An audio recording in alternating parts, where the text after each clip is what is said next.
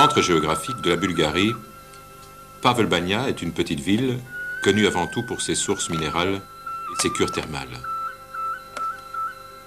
Cette ville, située au cœur d'une vallée dont le nom poétique, la Vallée des Roses, produit de l'essence naturelle de rose depuis plus de 3 siècles. Les montagnes toutes proches étaient craintes de la population. De vieilles légendes parlent d'aventures, de voyageurs, brigands, bergers, perdus avec leurs troupeaux, et d'êtres surnaturels qui y habitent. On racontait aussi que le sommet de ces montagnes était la forteresse d'un être puissant, mi-homme, mi-dragon, qui était détenteur des nuages d'orage l'été. De vieilles histoires, qui sait? Mais les gens se souviennent encore des quelques vieilles femmes qui se rendaient chaque année dans la montagne pour porter du lait et du miel au dragon, pour qu'il soit clément et préserve ainsi les champs de l'orage.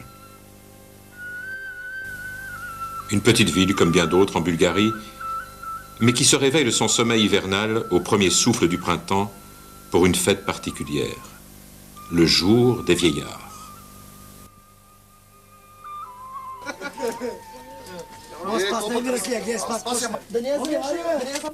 Jadis, la fête s'échelonnait sur toute une semaine de jeux, de rencontres, de ripailles.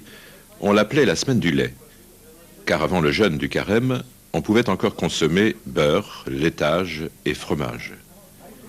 Chacun se préparait en secret à la fête, vérifiant sonnailles, masques, costumes et déguisements.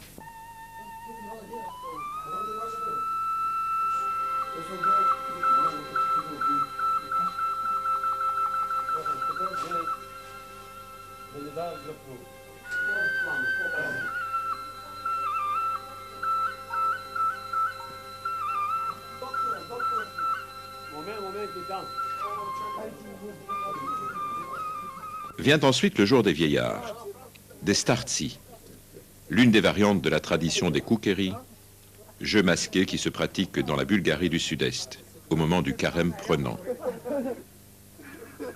Dès le petit matin, les acteurs se réunissent. Les laits, appelés épouvantails, s'affairent et entrent dans leur rôle destiné à tourner en dérision les faiblesses humaines et ainsi créer une atmosphère joyeuse.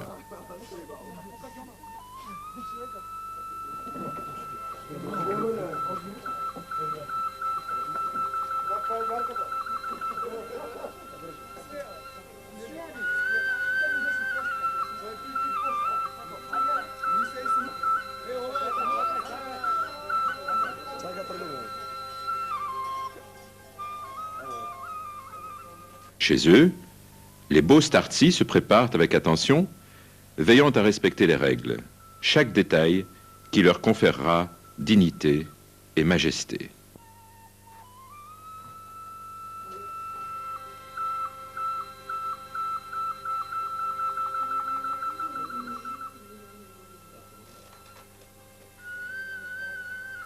Една година играха сборен с предишните.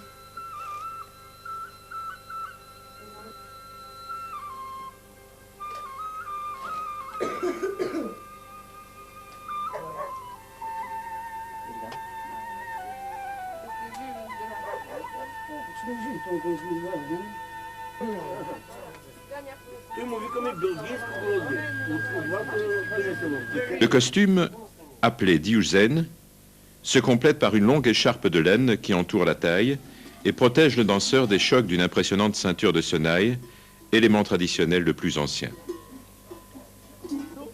Le masque, réalisé en feutre, est surmonté d'une haute structure couverte de peau de chèvre, décorée d'une poupée qui symbolise l'amour matrimonial.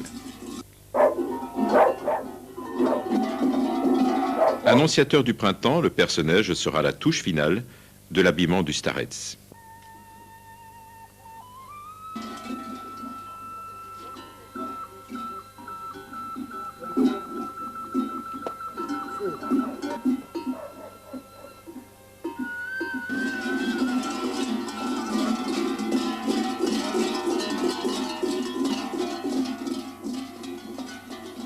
La danse est caractéristique et essentiellement rythmée par ses sonnailles.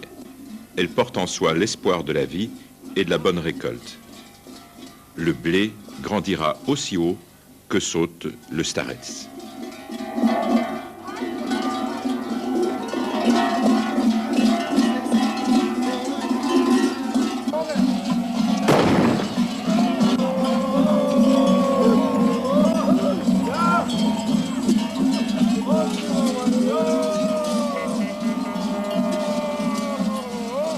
Le sabre en bois qu'il porte à la main lui sert à opérer le rasage traditionnel, c'est-à-dire le salut accompagné des vœux de bonheur et de santé.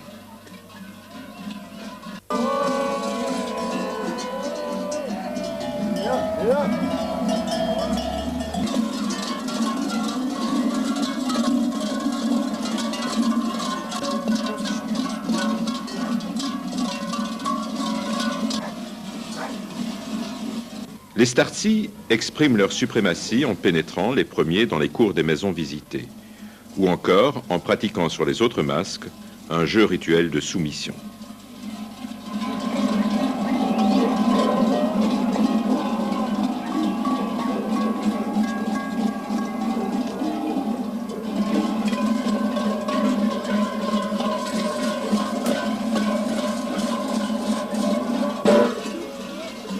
Ces visites s'échelonnent du vendredi de la fête jusqu'au dimanche midi avec force, bruit, enthousiasme et libation.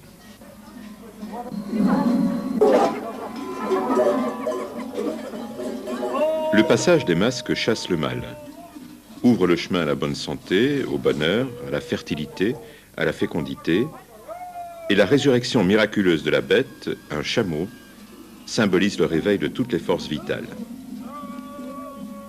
Les hôtes d'un moment font preuve de générosité, car faire le bon et le bien dans un esprit de gaieté, où tout soupçon et méfiance sont effacés, permet d'espérer l'abondance et le bonheur. L'hospitalité et les attentions sont encore plus poussées envers l'étranger, qui est le bienvenu et considéré comme un envoyé du ciel.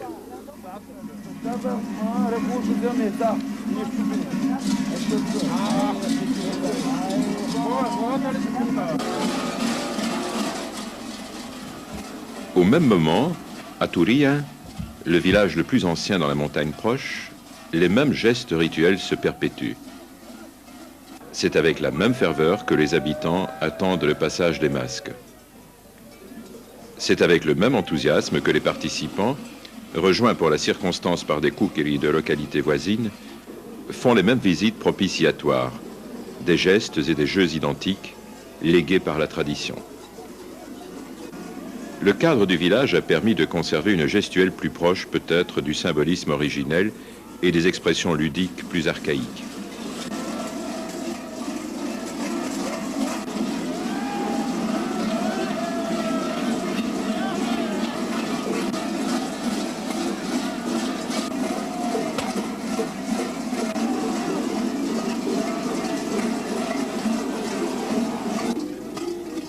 À Turia, la fête se termine au bord de la rivière par le bain purificateur en cette veille de carême.